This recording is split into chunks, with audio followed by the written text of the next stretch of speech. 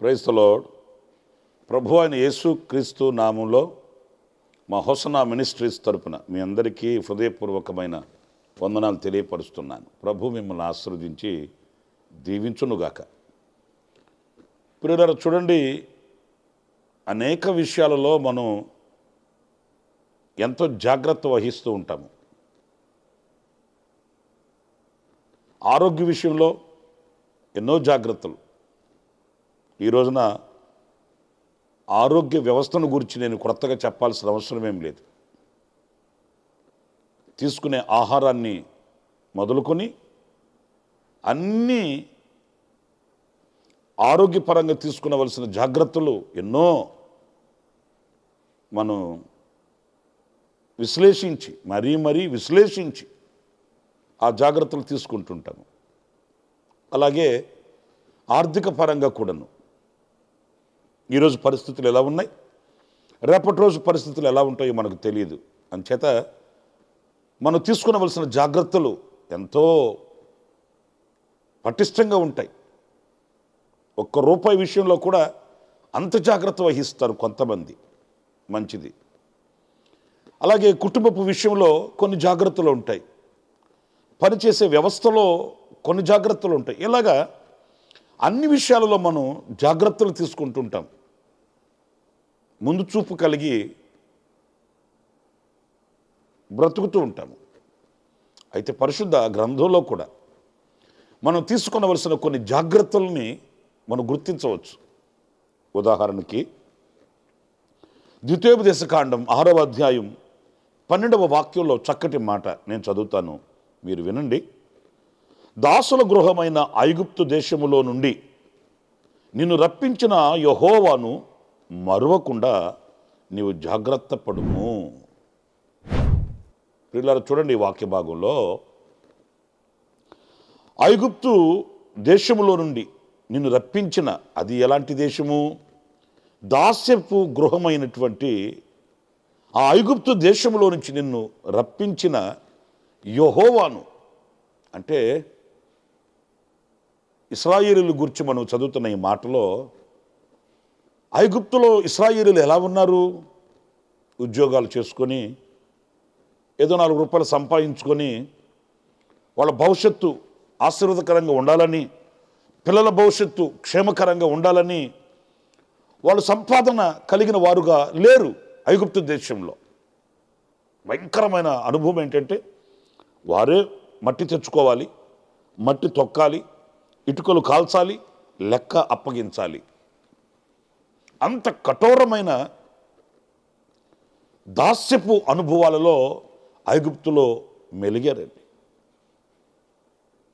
రెక్కలు ముక్కలు చేసి శ్రమపడ్డారు, కానీ ప్రతిఫలం చూడలేని పరిస్థితి. అల్లాడిపోయి తల్లడిల్లిపోయారు. ఈ బానిసపు బ్రతకడం కంటే చనిపోవడం మేలు కదా అన్నట్లుగా. ఎందుకంటే దాసత్వం అనేది, బానిసపు బ్రతుకు అనేది బహుభయంకరమైన అనుభవం కదా. అందుచేత అల్లాడిపోయారు. దేవుడు వాళ్ళ మొర విని ఆ ఐగుప్తు దేశంలో నుంచి వారిని ఆయన విడిపించి వెలుపలికి తీసుకుని వచ్చాడు. ఎలా వాళ్ళని వెలుపలికి తీసుకుని వచ్చాడు అనేది చరిత్రలోకి మనం వెళితే ఆశ్చర్యకరమైనటువంటి అనుభవాలండి. ఏదో ఒక 10 రోజులు, 15 రోజులు, 4 రోజులు, 6 రోజులు అన్నట్లుగా అయితే ఏదో వాళ్ళు కూడా ప్రయాసపడి కష్టమో నష్టమో దాటి వచ్చేశారు అని అనుకోవచ్చు. కానీ అలా కాదు. వాళ్ళని దేవుడు నడిపించుకొని తీసుకుని వచ్చిన అనుభవాలు చూస్తే గుండెలు చెదిరిపోతాయి. ఎందుకంటే 40 సంవత్సరాలు. పిల్లరా, మన ఇంటికి ఒక 10 మంది మన బంధువులు వస్తే మనకి ఎంత భారంగా ఉంటుందో అనేది నేను చెప్పాల్సిన అవసరం లేదు, మీ అందరికీ బాగా తెలుసు. ఓ 10 మందిని 10 రోజులు పోషించాలంటే ఎంత కష్టతరంగా ఉంటుందనేది అందరికీ తెలిసిన సంగతే. దీంట్లో పేద ధనిక అనే వర్గభేదాలు లేవు. అందరికీ కాస్త భారంగానే ఉంటుంది. 10 రోజుల పాటు ఒక 10 మందిని పోషించాలంటే అది కష్టతరంగానే ఉంటుంది. కానీ లక్షల కాల్బాలన్నీ 40 సంవత్సరాలు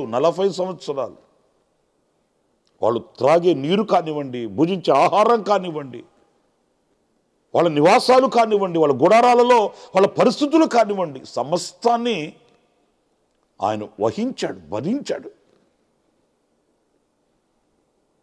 పగలు ఆ లక్షల కాల్బాలలో పిల్లలున్నారు, వృద్ధులున్నారు, స్త్రీలున్నారు, పురుషులున్నారు. ఎలాంటి హాని కలగకుండా పగలు మేఘస్తంభమై ఉన్నాడు, రాత్రి అగ్నిస్తంభమై ఉన్నాడు. ఎలాంటి కీడు సమీపించకుండా సముద్రాలని ఆయన ఎండగట్టాడు, నదుల్ని పాయలు చేశాడు, శత్రువుల్ని అణగదొక్కాడు.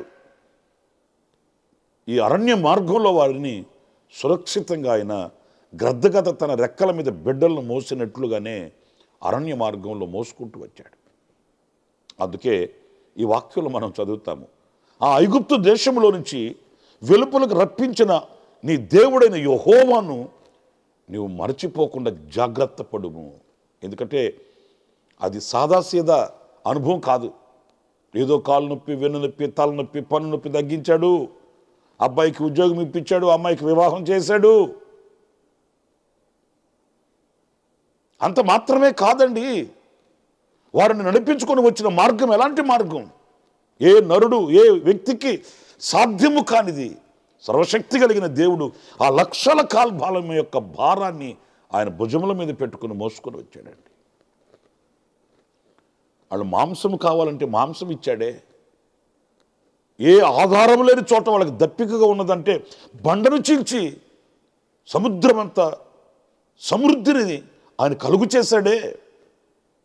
ప్రియ దేవుని బిడ్డలారా, అంత మహనీయుడైన దేవుని ఎలా మర్చిపోతారు? ఎలా మరవడానికి బుద్ధి కలుగుతుంది? అద్భుతాలు చేసిన తండ్రిని, మహత్కార్యాలు చేసిన దేవునిని ఏ రీతిగా మర్చిపోగలము? మర్చిపోతున్నారు కొంతమంది. చేసిన మేలు వాళ్ళకి గుర్తుండట్లేదు. ఏ మార్గంలో ఆయన వారిని నడిపించుకొని తీసుకుని వచ్చాడు, ఏ విధంగా పోషించుకొని తీసుకుని వచ్చాడు, ఎలా వాళ్ళ అక్కర్లు తీర్చాడు, ఎలా దేవుడు వాళ్ళని వెన్నంటి ఉన్నాడు అనేది మర్చిపోతున్నారు. ఆనాడే కాదు, ఈనాడు కూడా దిక్కు దశ లేని పరిస్థితులలో ఆయన బాహువు చాపి, ఆయన దండం చాపి ఆశ్చర్యమైన అద్భుతాలు చేసి ఆశ్చర్యకరంగా ఆదుకొనిన దేవుని యొక్క జ్ఞాపకాలు కొందరి హృదయాలలో లేవండి. ఏదో పరిస్థితులు మారే అనుకుంటున్నారు, నా కష్టకాలం తొలగింది అనుకుంటున్నారు, నాకు మంచి రోజులు వచ్చాయి అనుకుంటున్నారే. కానీ ఈ స్థితిలో నన్ను నిలబెట్టిన దేవునికి నేను ఎంత కృతజ్ఞుడనై ఉన్నాను అనే భావన చాలామందికి కనిపించట్లేదు. ప్రియులారా, దేవుని వాక్యం పలుమార్లు ఎందుకు మనల్ని హెచ్చరిస్తుంది? పలుమార్లు ఎందుకు మనల్ని తట్టి లేపుతుంది? పలుమార్లు మన ఎదుట ఎందుకు మనకు వివేకాన్ని కలుగు చేస్తుంది అంటే, జాగ్రత్త పడుము. ఆ దేవునిని, అంత గొప్ప ఘనకార్యాలు చేసిన దేవునినే మరిచిపోతే ఇంక అంతకంటే ద్రోహం మరొకటి లేదండి. కనుక మనం తీసుకునవలసిన జాగ్రత్తలలో ప్రప్రథమముగా మనల్ని ఐగుప్తు దేశంలో నుంచి, దాస్యపు గృహంలో నుంచి విడిపించి వెలుపలకు తీసుకుని వచ్చి మనల్ని స్వతంత్రులుగా చేసిన దేవునికి మనం కృతజ్ఞులమై ఉండాలి. ఆయన చేసిన మేలులను ఎప్పటికీ మరువకూడదు అనేది ఒక మాట. ఇంకొక మాట నేను మీకు జ్ఞాపకం చేస్తాను. అది న్యాయాధిపతుల గ్రంథంలో 13వ అధ్యాయం 4వ వాక్యాన్ని నేను చదువుతున్నాను, జాగ్రత్తగా ఆలకించండి. కాబట్టి నీవు జాగ్రత్తగా ఉండి ద్రాక్షరసమునే గాని మద్యమునే గాని త్రాగకుండుము, అపవిత్రమైనది ఏదైనను తినకుండుము. పిల్లలు చూడండి, ఈ వాక్య భాగంలో లోక సంబంధమైన కొన్ని సుఖభోగాలు ఉన్నాయండి. వాటి విషయంలో కాస్త జాగ్రత్తగా ఉండాలి అనేది ఈ రెండవ అనుభవాన్ని మనం గుర్తిస్తున్నాం. ద్రాక్షారసమైనను మద్యమునైనను ఈ లోక సంబంధమైన ఈ సుఖానికి సంబంధించిన పాపభూయిష్టమైన అనుభవాల్ని మనం దగ్గరకు రానివ్వకుండా జాగ్రత్త పడాలంట. మనకు తెలుసు ఏది మనకు దైవత్వానికి విరోధమైనది, ఏది మనకు హానికరమైనది, ఏది అపవిత్రమైనది, ఏది పవిత్రమైనది మనకు తెలుసు. కానీ దాని విషయంలో జాగ్రత్త వహించకపోవడం. యవనస్తుడైన అబ్బాయి ప్రార్థన చేయించుకోవడానికి వస్తే ఏ విషయంలో ప్రార్థన చేయాలి తమ్ముడు అని అడిగాను. కంగు తినే విషయాలు చెప్పాడండి. ఆ తమ్ముడు కన్నీళ్లు పెడుతూ ఏడుస్తూ చెప్తున్నాడు. సరదాగా స్నేహితులతో కూడా కలిసి సరదాగా, త్రాగాలని కాదు, తినాలని కాదు, ఉండాలని కాదు, సరదాగా స్నేహితులతో కూడా కలిసి కొన్ని అలవాట్లకు నేను లొంగిపోయాను. ఇప్పుడు ఆ అలవాట్లు నన్ను ఒక భయంకరమైన పరిస్థితికి తీసుకుని వెళ్ళిపోయాయి. ఈ సంగతి నా తల్లిదండ్రులకు తెలిస్తే వాళ్ళు బ్రతకరు. అలాగని నేను వాటిని విడిచిపెట్టి ఆ పరిస్థితుల నుంచి బయటకు వచ్చే పరిస్థితుల్లో నేను లేను. ఈ రెండింటి మధ్య ఏం చేయాలో అర్థం కాక చావే శరణ్యం అనుకుంటున్నాను. యవనుడు, నిండు యవనుడు. నేను అన్నాను, ఈనాడు కలిగిన ఆ బాధ మరి ఆ మొదటి దినాన అయ్యో నేను ఇది చేయకూడదే, ఇలా ఉండకూడదే అనే ఆలోచన నీకు రాలేదా? సరదాగా. అందుకే వాక్యం అంటుంది, ఈ పాపభూయిష్టమైన ఈ లోక సంబంధమైన ఈ సుఖాన్ని, లోక సంబంధమైన ఈ భోగాన్ని కలిగించే వీటి విషయంలో నువ్వు జాగ్రత్తగా ఉండాలి. కొందరికి కుటుంబంలో ఉండవలసింది ఏంటి, ఉండకూడనివి ఏంటి తెలియదండి. కుటుంబానికి క్షేమకరమైనవి ఏంటి, కుటుంబాన్ని నాశనం చేసేవి ఏంటి అనేది తెలియదండి. పిల్లల చేతుల్లో కూడా అవే ఉంటాయి, పెద్దల చేతుల్లో కూడా అవే ఉంటాయి. పిల్లలు చూసేవి అవే, పెద్దలు చూసేవి అవే. మీరు చూడండి కావాలంటే కొన్ని కుటుంబాలు పెద్దలు, చిన్న పిల్లలు అందరూ కూర్చొని ఒకే దృశ్యాన్ని చూస్తుంటారు. అది సినిమానే కావచ్చు, ఇంకొకటి కావచ్చు. నేను ఒక్క మాట అడుగుతున్నానండి, చిన్న పిల్లల్ని ప్రక్కన కూర్చుండి పెట్టుకొని ఆ సినిమాలు చూపించుకుంటూ మీరు మురిసిపోతున్నారంటే మీకు ఒకే ట్రీట్మెంటు, మీ పిల్లలకి ఒకే ట్రీట్మెంటా? మీరు చూసేది ఒకే దృశ్యము, మీ పిల్లలు చూసేది ఒకే దృశ్యాలా? ఎంతవరకు మీకు క్షేమం అది? ఎంతవరకు మీ పిల్లలకు క్షేమం అది?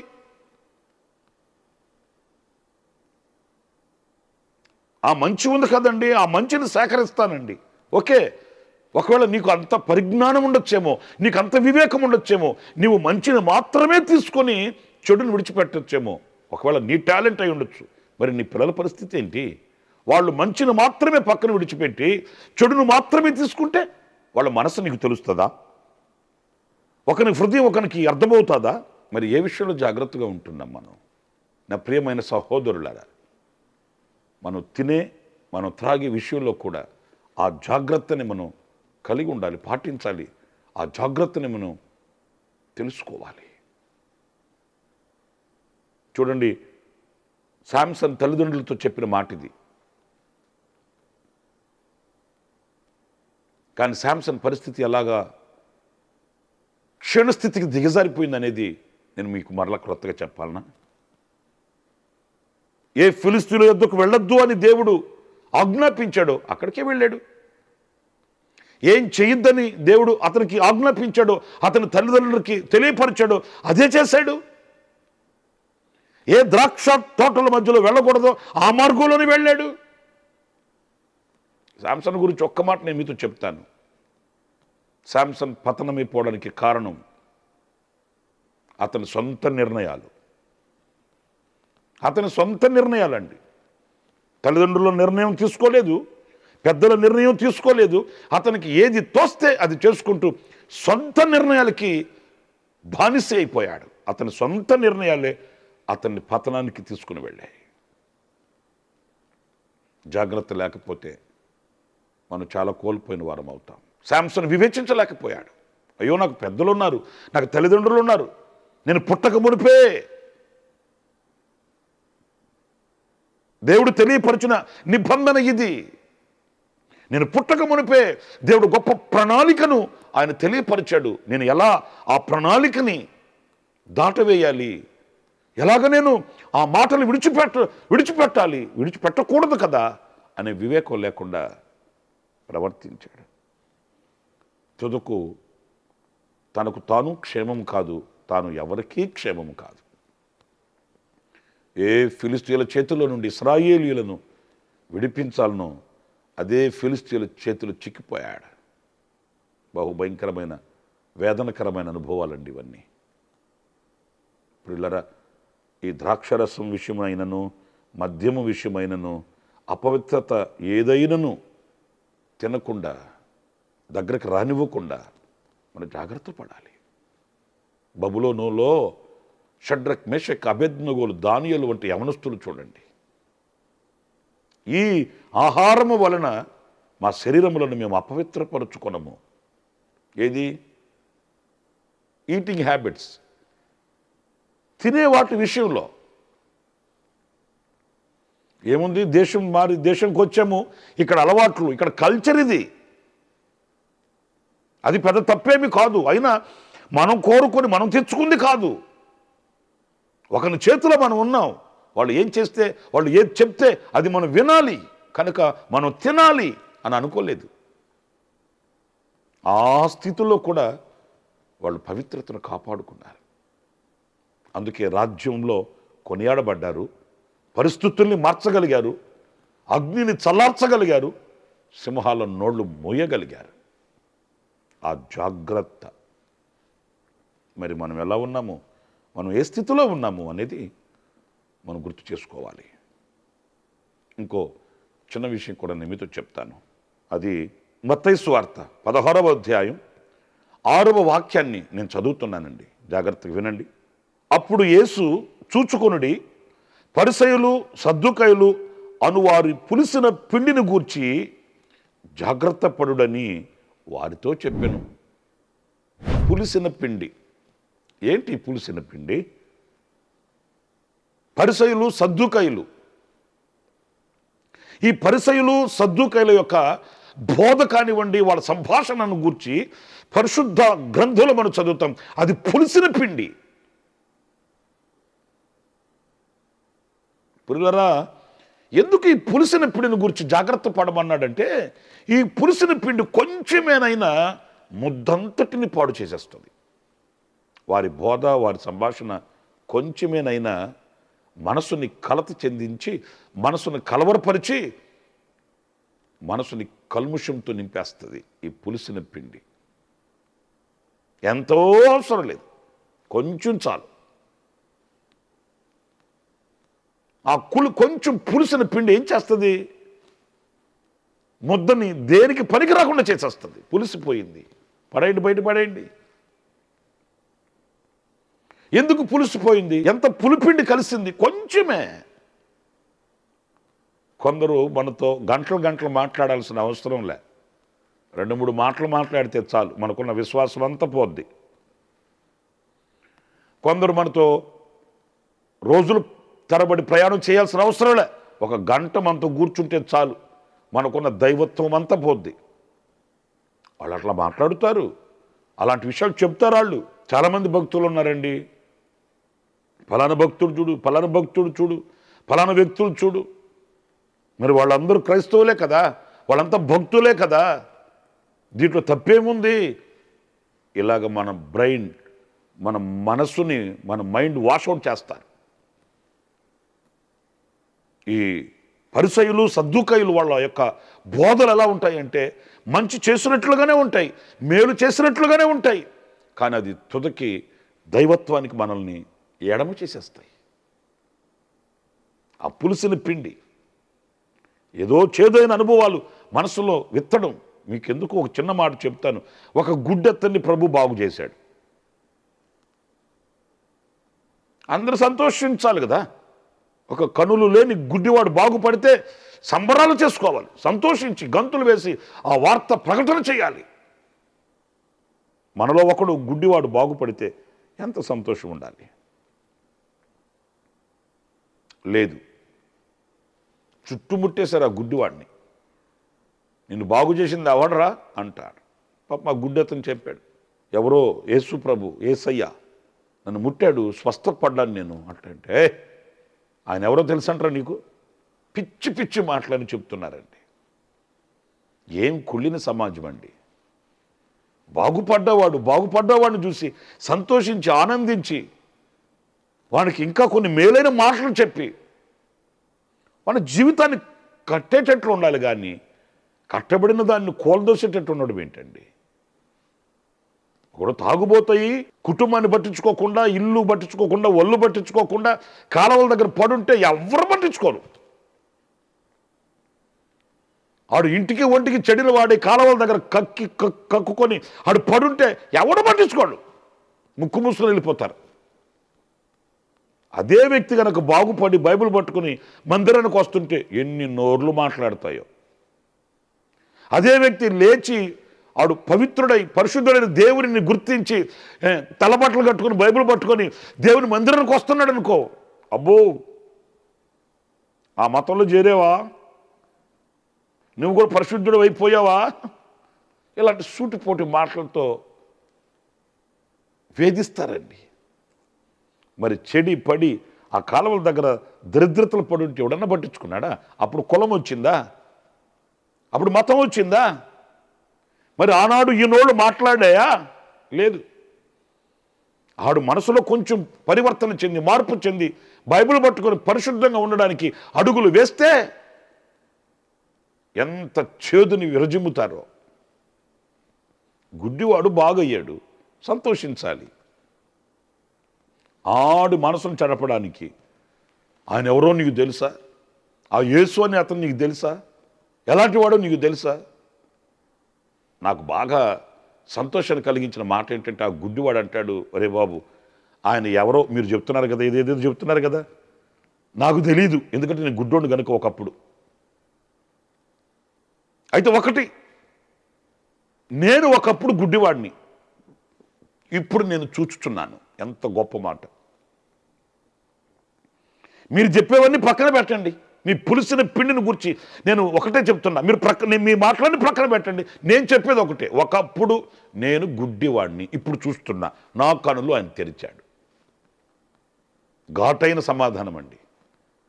ఎందుకంటే మరి మీరు చెప్తున్నట్లుగా ఆయన అలాంటి వాడైతే నా కనులు ఎలా ఆయన తెరవగలడు? నా కనులు తెరిచే శక్తి ఆయనకి ఎక్కడిది? మరి దీనికి మీరు చెప్పేదానికి పొంతం లేదు కదా. మనసున్న మనుషులైతే అక్కడే కుప్ప కూలుతారు. ఎందుకంటే మీరు చెప్పే బోధలు వేరు, మీరు చెప్పే మాటలు వేరు, నాకు జరిగిన అద్భుతం వేరు. మీరు చెప్తున్నట్లుగా నాకు జరగలేదు. నా కనులు తెరవబడ్డాయి, నేను చూస్తున్నా, ఇప్పుడు నా కనులు ప్రకాశిస్తున్నాయి, మిమ్మల్ని అందరినీ తేటతెల్లగా చూడగలుగుతున్నాను. ఆయనే నా కళ్ళు తెరిచింది. మరి మీరు చెప్పే మాటలేమో భిన్నంగా వేరుగా ఉన్నాయి. ఎలా పొంతన కుదురుతుంది? నిజమే. అంత జాగ్రత్త మనకు లేకపోతే మన మనస్సును చెరిపే బోధలు ఎన్నో పుట్టుకొస్తున్నాయి. ఈరోజు సోషల్ మీడియా ఓపెన్ చేస్తే ఎవరేం చెప్తున్నారో మనకు అర్థమే కావట్లే. ఎవరికి తోచింది వాళ్ళు. ఇది లేఖనానుసారమా, ఇది దైవ సంబంధమైనవా వివేచించే జ్ఞానం మనకు లేకపోతే చాలా ప్రమాదంలోకి వెళ్ళిపోతామండి. అయ్యో బాబు, టెక్నాలజీ పెరిగింది అని సంతోషించాలనా? సదుపాయాలు మనకు అందుబాటులోకి వచ్చాయని ఆనందించాలనా? లేకపోతే టెక్నాలజీ అనే ముసుగులో తీరని లోటు కలుగుతుందని వ్యధ చెందాలని మనకు అర్థం కావట్లేదు. విశ్వాసికి విశ్వాసంలో పట్టు తొలగిపోయే రోజులు ఇవి. జాగరూకులం కాకపోతే ఈ పరిసయ్యులు సద్దుకాయులు అనే ఈ పులిపిండి విషయంలో మనం జాగ్రత్తగా ఉండకపోతే మనసు చెడిపోద్ది, మనసు పాడైపోద్ది. నా ప్రియమైన సహోదరులారా, నేను 3 విషయాలు మీతో చెప్తూ వచ్చాను. ఒకటి, దాసుల గృహమైన ఐగుప్తులోంచి మిమ్మల్ని వెలుపలకు తీసుకుని వచ్చిన మీ దేవునిని మరువకుండా జాగ్రత్త పడాలి. 2, ఈ లోక సంబంధమైన సుఖభోగం లేక అది ద్రాక్షారసమైనను మద్యమైనను త్రాగకుండా అపవిత్రత ఏదైనా దరిచేరకుండా మనం జాగ్రత్త పడాలి. 3వ విషయంలో ఈ పరిసయ్యులు సద్దుకాయలని పులిపిండి విషయంలో మనం జాగ్రత్తగా ఉండాలి. దేవుడు ఆ రీతిగా మనల్ని కంచి వేసి కాపాడునుగాక. ప్రభు మనల్ని పదిలపరచునుగాక. తలలు వంచండి, చిన్న ప్రార్థన చేసుకుందాం. సత్యస్వరూపి అయిన ప్రభువా మీకు వందనాలు చెల్లిస్తున్నాను నాయన. మేము అనేక విషయాల్లో జాగ్రత్త వహిస్తుంటాం. ఆరోగ్య విషయమని, ఆర్థిక సంబంధమైనటువంటి విషయాలలో, కుటుంబపు విషయాలు, ఇలాగా అనేక విషయాల్లో మేము జాగ్రత్త వహిస్తుంటాము. కానీ మా ఆధ్యాత్మికమైన జీవితంలో మేము ఎలాంటి విషయాలలో జాగ్రత్త కలిగి ఉండాలని కొన్ని విషయాలు మేము ధ్యానించుకుంటూ వచ్చాం. ఆ రీతిగా మీరు కృప చూపించండి. మాకు వివేకమనివ్వండి, ఆలోచననివ్వండి. మీ భద్రత మీరు మాకు అనుగ్రహించండి. మీ కాపుదలు మీరు అనుగ్రహించండి. కుడికైనను ఎడమకైనను తొలగక మిమ్మల్ని చూస్తూ మా పరుగు పందెంలో పరిగెత్తడానికి ఓర్పును, నేర్పును, సహనాన్ని, సంతోషాన్ని మీరు కలిగించి మమ్మల్ని మీ చిత్తానుసారంగా నడిపించమని మమ్మల్ని మీ చేతులు సమర్పించుకుంటూ, ఎవరైతే ఈ మాటలు వింటున్నారో, ఎవరి హృదయములు తీర్మానం చేసుకుంటున్నారో వారిని అందరిని స్థిరపరచమని యేసు నామములో ప్రార్థన చేసి వేడుకొనుచున్నాను తండ్రి. Amen, amen, amen. ప్రభు మిమ్మల్ని ఆశీర్వదించి దీవించునుగాక. ఈ దినమంతా విశేషమైన కృప నా దేవుడు మీకు అనుగ్రహించునుగాక. ఆమెన్. ప్రతి దినము ఈ అనుదిన కృపాను సందేశాల కొరకు, ఇంకా మరిన్ని ఆత్మ సంబంధమైన సందేశాల కొరకు ఈ మా యూట్యూబ్ ఛానల్ ని సబ్స్క్రైబ్ చేసుకోండి. Pastor Ramesh, hosanna ministries.